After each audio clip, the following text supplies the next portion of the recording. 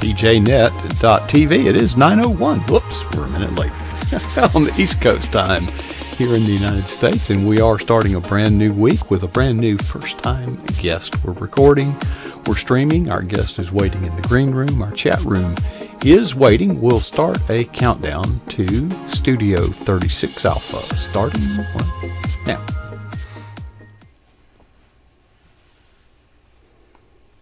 Well, good evening and welcome. It's a brand new week here on pjnet.tv, and I can't wait to get started. We're getting it started right. Brand new week, brand new first time ever guest on the big screen. You are watching pjnet.tv. If you're watching this, if you're not at pjnet.tv in our chat room watching it there, well, you're doing it wrong. We'd like you to come join the family and friends over there, or you could just watch it where you're at. I'm just kidding. Well, let me introduce a first-time guest, and we have in our green room. I'll bring her on the big screen now, and I'm going to put her hard-to-pronounce name up there, and I've asked her 3 times. I'm going to give it my best shot. Michelle Lazurek. How'd I do? Got it. Yep. Really? Yep. I've been worried about that all afternoon. No, you got it. Perfect. Okay. All right, now you pronounce my last name. Go ahead. Take your. You weren't ready for that, were you? I was not. I got you. All right, so now that we got you in the corner. Hey, folks, as you can tell, the book that adorns the Studio 36 Alpha wall is her newest. It is by all means not her first. But we'll get to that in a moment, because, Michelle, you are so many things more than just your latest book. Let's start with Pastor's Wife. What do I say about that? There's just so many things to say. Well, I can assure you whatever you say can and will be used against you, so have at it. That's true.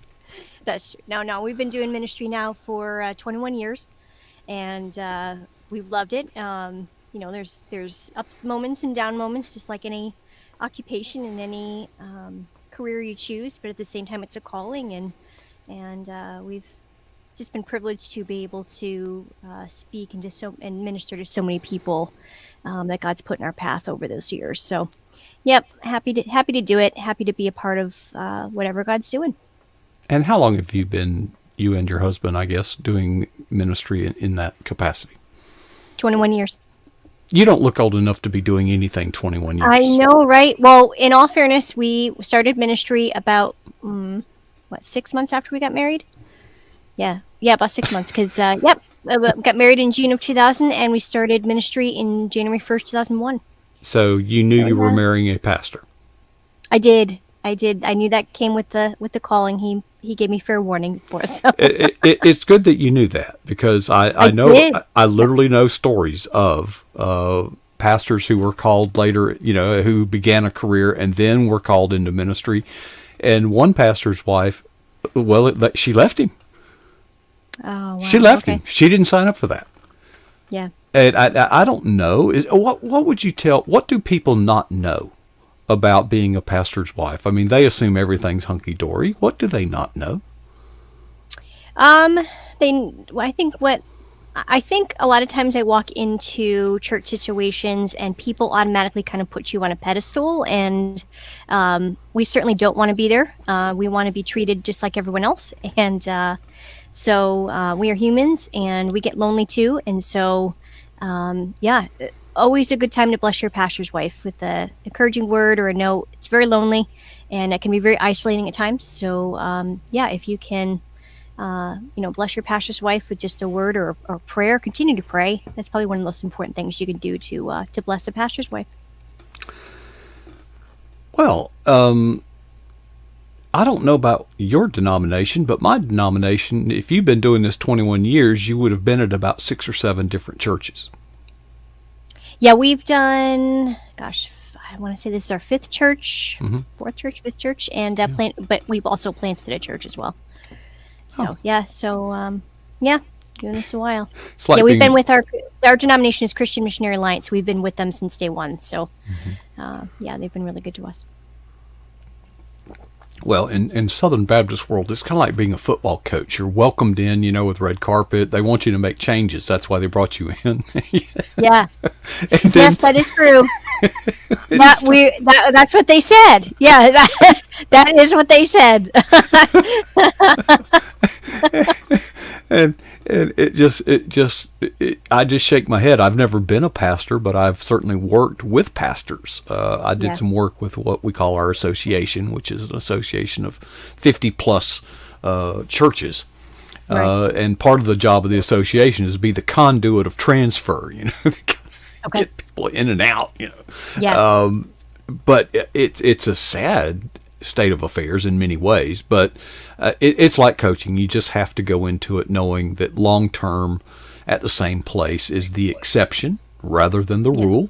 But that really hinders in some ways not only our ability to minister, but our ability to cope, because you're hesitant to make those relationships, to drive roots down. Absolutely. When you're going to be uprooted in all likelihood, Yeah. either by choice or not so much by choice. Either way, Yeah. it's bad. And sometimes, like you mentioned too, when you come in and you're asked to make changes and those changes aren't received well, it's hard to No make kidding. relationships with people who didn't really accept the changes. So Yeah. it can be tough all around. Yeah, But they wanted to make some changes.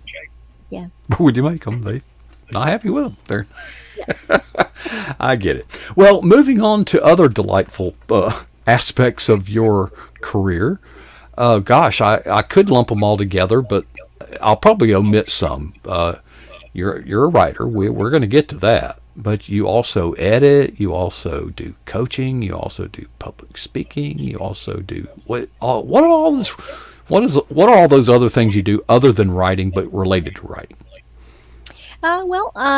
I love being a part of whatever God is doing in the writing world, whether that's helping someone get their project and new idea off the ground, creating a proposal for them, or maybe they have a manuscript that's there, but it's not polished. I can help them edit it, or I can help them as a literary agent kind of push that submit button to publishers and kind of be the liaison, the go-between between authors and publishers. So, and I also do some certified writing coaching as well. And because I love just being a part of whatever God's doing. And the public speaking that I do is mostly at writers' conferences. And when I go there, I am always amazed that I could literally meet with 50 people in a day, and I'll never have the same idea twice.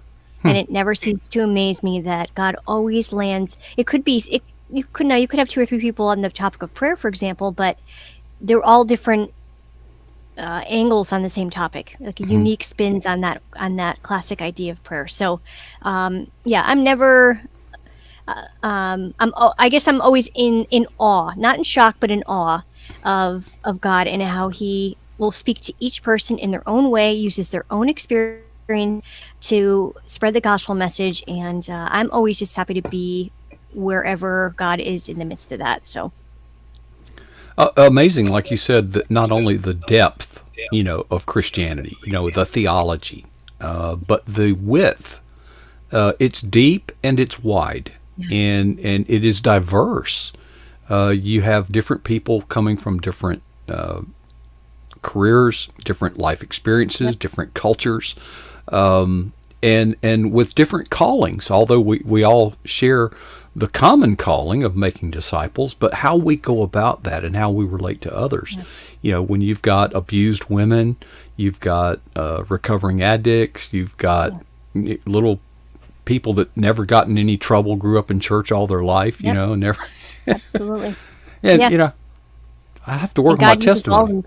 Yeah, I had to raise a bunch of hell intentionally just so I'd have a really interesting testimony, because mine was too boring, so I thought, well, I'm going to go raise some hell. And that's not true, but I think some people think their testimony is not worthy. If you're not a former prostitute, drug dealer, in jail, well, no. God calls some very ordinary people. In fact, God called a talking jackass. So there's hope for all of us. I know, right? It's true. He did. How many clients do you typically, or how many can you work with at one time? When do you feel like you've spread yourself too thin? Um, well, that's a really good question. That's a loaded question all on its own. But in terms of being a literary agent, there is actually a lot of downtime.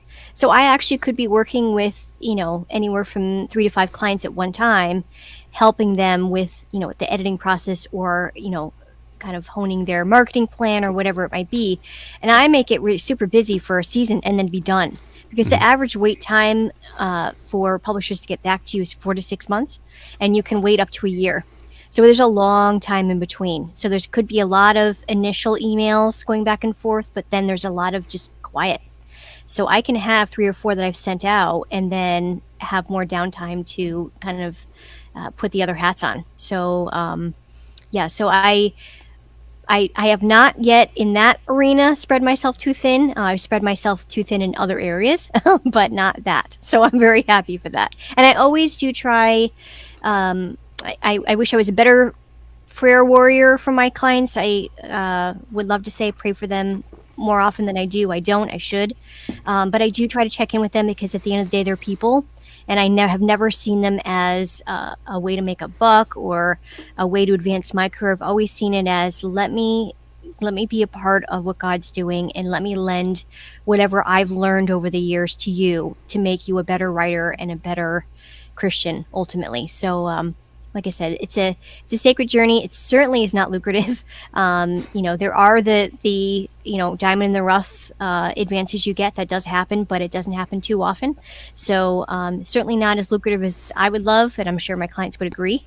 But yeah, we're just enjoying the ride, and yeah, it can be a tumultuous one, especially with COVID and printing crises in the industry and all those wonderful things. But God is good, and we love being a part of ultimately spreading the message despite our circumstances. I'm glad you mentioned how COVID kind of set everything back, because that serves as a very good segue into in the 7 minutes that we have left. The book I Surrender All kind of sprung from that COVID mire, didn't it, in a way? Yeah, absolutely. Yeah, there has not been a book that I have written that I have not personally experienced, and this is really no exception. I have always struggled with anxiety. I've struggled with it since I was a kid. But I've always found ways to kind of cope with it, had my ways to, keep it under control until right before COVID hit. It was the end of 2019, beginning of 2020. And it just had this perfect storm of difficult circumstances, personal tensions, and work deadlines, and all these things just kind of coming to a head. And what I would normally have experienced as just little waves of fear became these huge tsunamis of panic to the point where I couldn't function normally anymore. So I really had to get to the point where I had to get the help of professionals and get some medication to help me get through that tough season. So when you are in a panic, which ultimately was diagnosed as generalized anxiety disorder, when you're in that state, there really is no area of your life that you're in control of anymore. So you really have to surrender pretty much every aspect of your life. And so this had been a topic that I'd had on my heart for a few years, actually. Had pitched it around. It wasn't going anywhere. And it wasn't until I really, really experienced true surrender. And am I there yet? Absolutely not. But through that really tough season, I really had to learn what it was like to kind of lay pretty much every area of my life down and just say, okay, God, this is yours. Well, the title of your book is also the title of a song that's in the Baptist hymnal and probably will be forever, one that most of us are familiar with. But this title, which is shared with a song, has a story behind that in parentheses, sort of. Yes, it does. When I was writing the book, the Lord actually reminded me of this story, and it was actually one of the first churches we'd ever pastored 21 years ago. And we were practicing for worship team, and we were singing the hymn, I Surrender All. And the gentleman who was playing his guitar at the end just put it down, and he said, well, that's not really true, is it? And I said, well, what do you mean? And he said, well, we surrender some. He said, but do we really surrender all? And that really hit me. And I never forgot after 21 years that he had said that.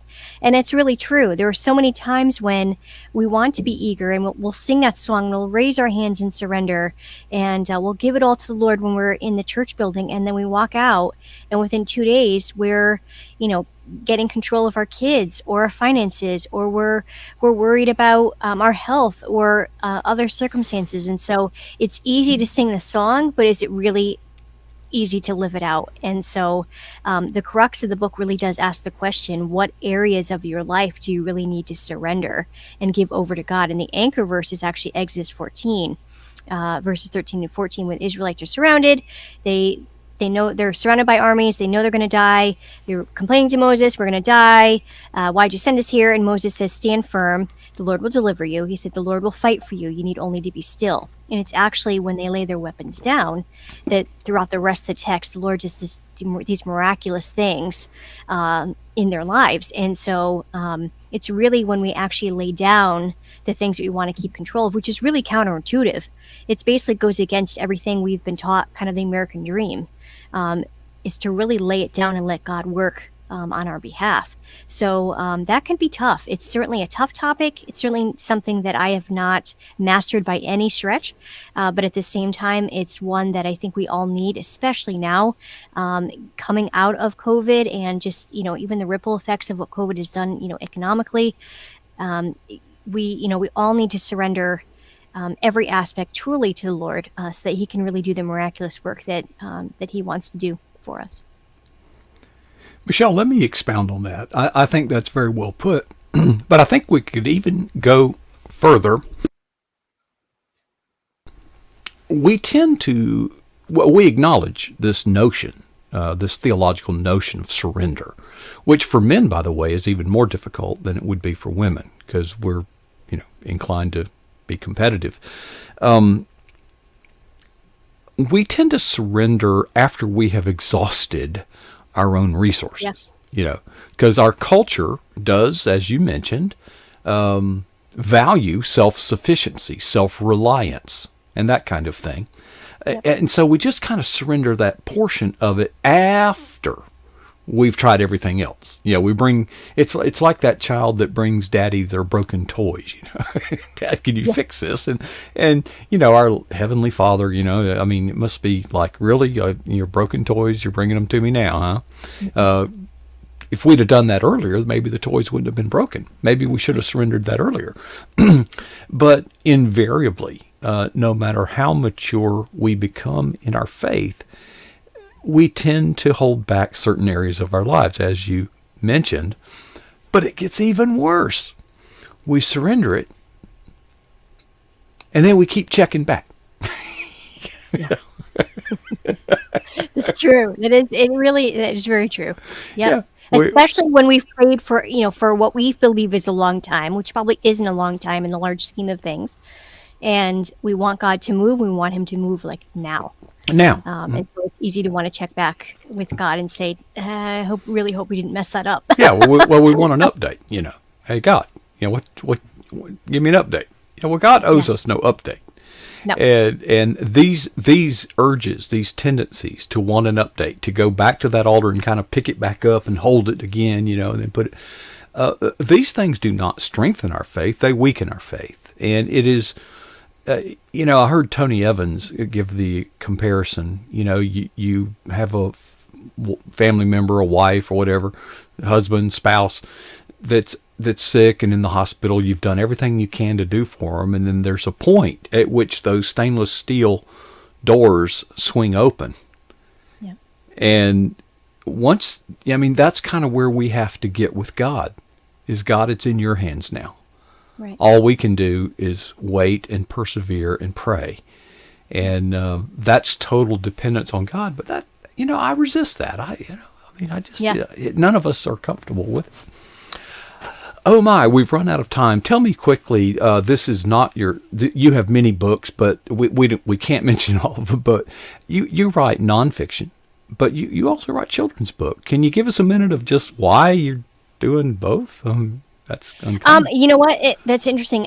My heart has always been for nonfiction, but I felt God calling me into the children's realm, and I probably would say my success is more in the children's than it is in nonfiction, ironically. But I kind of write what I know, and so my first couple stories were about my kids and situations that I'd found them in 3 and 4 years of age.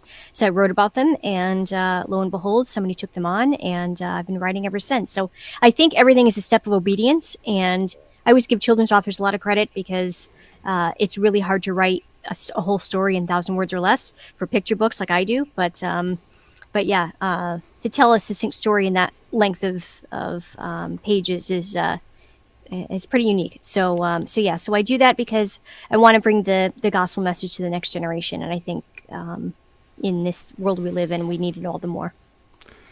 Michelle, I've put your website up on the screen, folks. She has a wide range of books, and you can check them all out there. MichelleLazurek.com. I'll leave it on the screen so you can spell it. Michelle, it has been a wonderful but short 20 minutes, and we appreciate you sharing. We hope you'll come back again. We hope you'll visit our chat room and see all the, well, nice things being said about you there. But hey, thanks for sharing your story, and may God richly bless your ministry as you go forward. Thank you so much. I appreciate it. Thanks for having me. All right, glad to do it. All right, Michelle Lazurek on pjnet.tv, and it's not over. In just a few minutes at the bottom of the hour, Casper Stockham will join us here at Studio 36 Alpha. Until then, I challenge you to ask yourself 2 questions. Here they are. What is the boldest thing that you've ever done for the kingdom of Christ? Now, I hope you don't take too long to come up with something, but regardless of how long or what you came up with, here's the follow-up question. How long ago was that? Consider it a challenge to never be satisfied with either answer.